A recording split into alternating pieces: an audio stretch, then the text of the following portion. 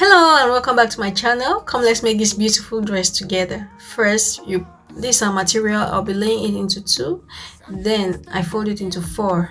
So what you see, the remaining part behind there is the allowance for the zip. So I'll be putting in my measurements and then I'll proceed to cut. So right now I want to start with the skirt. So what I'm measuring right now is the crotch length of where from the waist to the hip, so that's about 9. Then I draw the line straight together. I join the points together because I want it to be exact. Okay, let's put in our measurements.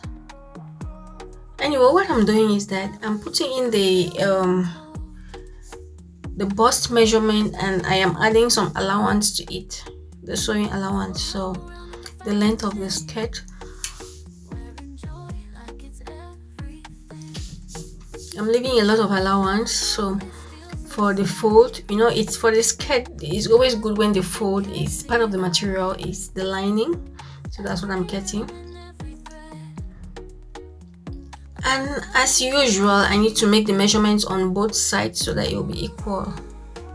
Okay, for the leg opening from the knee, I want it to slant a bit because the skirt, I don't want the skirt to be large. So this is it that I've drawn out, and I had to change the waistline because the downer part, the right side, it shows more of the downer part. So I had to change and go back and go to where the material is more you have more designs, so it should follow a particular pattern and order.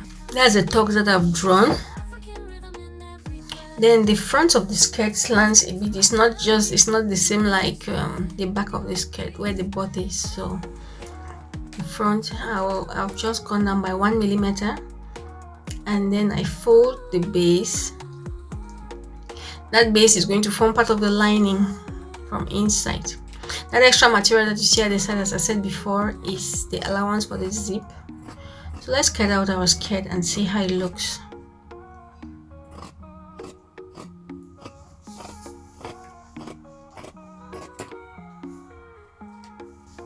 Okay, done and dusted. So let me cut that part in front. Okay, so this is how our skirt is going to look. As you can see the design from the base.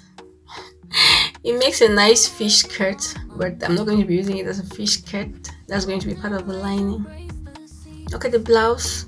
The blouse is actually a flare, so I had already turned the material into a cycle, and I folded it into a triangle. And what you see me cutting out is the arm section where I'm going to be placing the arm. So that is how it's going to be looking. It's a very simple dress to do. If you know how to cut a cycle, you're already done.